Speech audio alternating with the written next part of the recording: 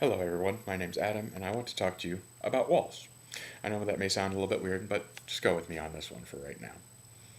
Now, let me ask you a question. When you think about walls, what do you think about? Well, you think about the four things that are surrounding you in a room. What is the purpose of those walls? Well, presently in the room, the purpose is to keep the weather and other things outside, and to keep me comfortable inside, or to keep us comfortable inside. What else are walls used for?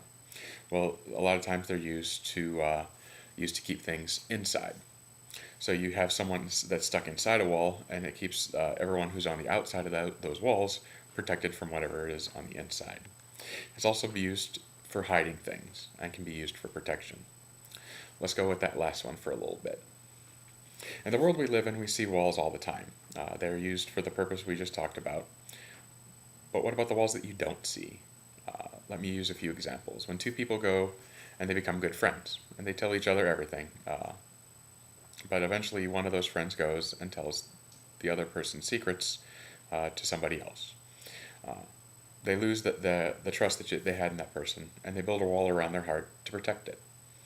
Someone else is told by their parents not to do something, but they go and they do it anyways. They find out what they really should have done was listen to their parents, but they are too ashamed to tell the truth. They build a wall around themselves to hide what they did and to hide from their own shame. Someone else goes to church and they hear about how they are supposed to love others as themselves. They go to school and see someone constantly being picked on by all the cool kids. But instead of being nice to that person, they laugh along with everyone else. Uh, they save their own popularity and they build a wall around themselves to keep God out. Yes, my examples are a little vague and a little hard to understand right now, but we'll get through them, and we should have a better understanding of what the Bible has to say about this, and hopefully we can start to break down some of the walls in our own lives. So let me talk about these walls. In each of them, I'm going to give you an example from my own life, because God knows I am far from perfect, and I tend to find my own mistakes to be kind of funny. So let's start with the story of Bob. Bob was the musical director at the church that I used to attend. He was a very talented musician, and he had a heart for God. He loved to lead worship, but Bob was a bit of a perfectionist. So far to the point that he would create problems to fix if there was none. He wasn't always nice about it. At this time, I worked up in the sound booth, and I worked with the audio visual, and I would put pictures and words up on the screen of scriptures and of visual aid. Bob and I didn't get along. He would complain I was doing something wrong, and I just wouldn't care. Bob would tell me the way that he wanted things done, and I would do them the way I wanted to do them. Bob would yell and spit and berate the crap out of me in front of the whole church. Eventually, I got sick of Bob and literally left the church. I didn't set foot in the church for probably about 3 years. I let it all build up and happen. Everything that happened with Bob. Uh, and I didn't even want to go to the church. I built a wall around myself.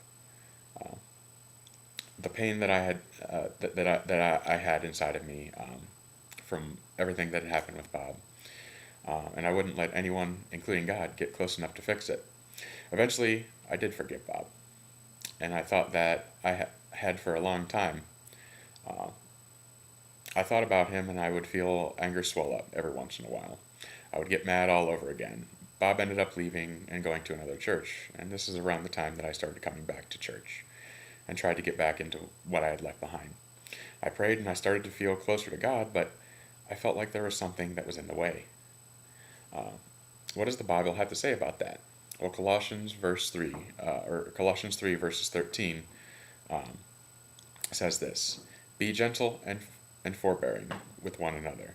And if one has a difference, a grievance, or a complaint against one another, readily pardon each other, even as the Lord has freely forgiven you. So you must forgive." This is Colossians 3:13. Now this means I'm supposed to forgive others, especially for the fact that God has forgiven me from all the stuff that I've done. As I read that, I realized that I hadn't really forgiven Bob. I had just done forgiveness on the surface. I had let the anger create a wall around me, and the problem that I had was I wasn't letting God inside. I was a slave to the wall and could not get any closer to God because of that. That wall had to come down. Another thing, I was raised in Maslin.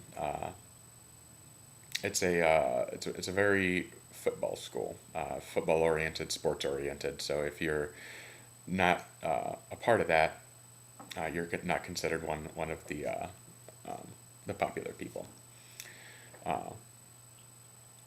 So I was always one of the unpopular people because I wasn't within the sports.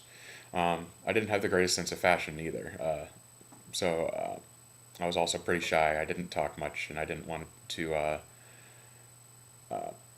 talk to others because that I was so because I was so so shall we say backwards. In church, it was very much the same way.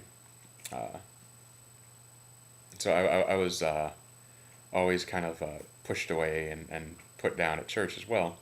Um, so because of that, I had a lot of pain inside of me, and a lot of pain inside that I didn't reveal to God, even though He knew it Himself anyways.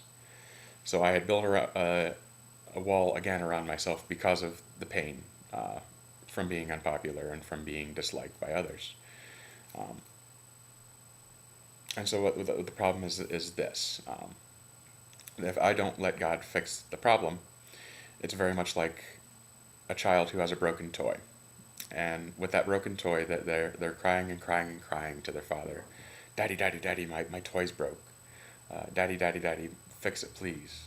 And the dad looks down and smiles, and he says, "I can fix the toy for you, but you have to give it to me first." And the child hears this, but instead of giving it to him, he clutches the toy even tighter to his chest. Let's see what the Bible has to say about this. Matthew 18, 21 and 22 has this to say. Then Peter came to him and said, "Lord, how many times may my brother sin against me and I forgive him and let it go? As many times as up to 7 times?" And Jesus answered him, "I tell you, not up to 7 times, but 70 times 7. This is Matthew 18, 21 and 22. For a little bit of clarification, the number 7 is a holy number in Scripture. So by Jesus saying by Peter saying 7 times, he thought that he was being very religious, and he thought he was being very right in using the number 7. And however, God steps up and says or Jesus stepped up and said that this is not the case. It's really 70 times 7. So literally that would be 490 times. And that's not even what he's meaning. He's meaning don't even worry about counting it, because I'm not.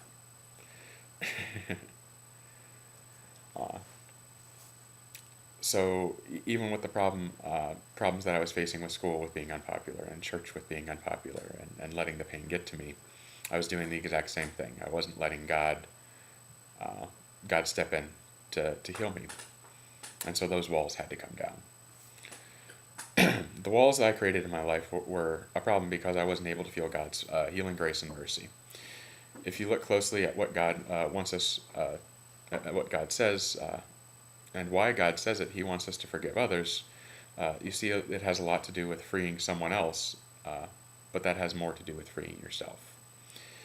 By creating the walls around ourselves, we make prisons to live in. We can't see out, and nobody can see in. And we certainly can't get out on our own. Out of all the things that I've spoken about so far, I wasn't able to break down my own walls.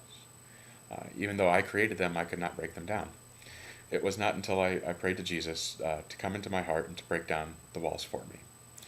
Until I stopped clutching the pain that I had and gave it to God, my broken heart, my broken life.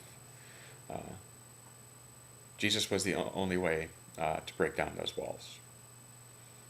John 8 verses 31 and 36 says this: "If you abide in my word, you are my disciple indeed. You shall know the truth, and the truth shall set you free." And they answered him, "We are Abraham's descendants, and and have never been in bondage to anyone. How can you say, 'You will make us free'?" Jesus answered them, "Most assuredly I say to you, whoever commits sin is a slave of sin, and a slave does not abide in the house forever, but a son abides forever. Therefore, if the Son makes you free, you are free indeed. John 8 verses 31 through 36.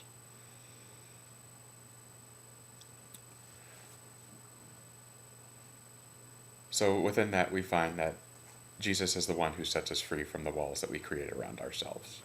Um, if we have pain, if we have sorrows, if life comes in and beats us down, and we decide to bottle it up inside and create a wall around that, create a wall around ourselves and around our hearts, we'll never know true freedom.